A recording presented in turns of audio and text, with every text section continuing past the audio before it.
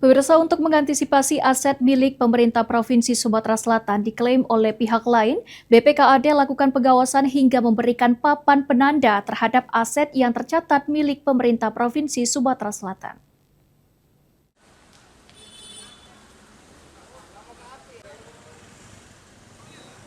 Adanya klaim masyarakat terhadap kepemilikan aset milik pemerintah Provinsi Sumatera Selatan seluas 29.887 meter persegi di kawasan Jakabaring yang diperoleh melalui ganti rugi proyek reklamasi tahun 1990 hingga 1997.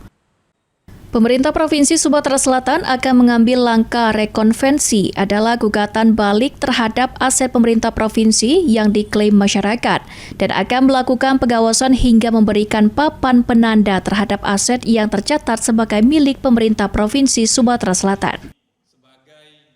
Langkah-langkah selanjutnya, pertama kita menyiapkan dokumen kita, dan yang kedua kita akan melakukan gugatan balik itu ke pengadilan.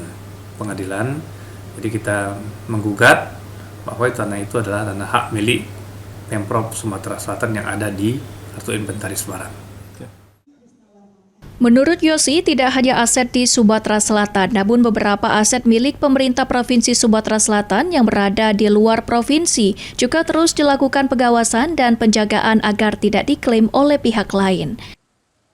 Eki Saputra, PAL TV.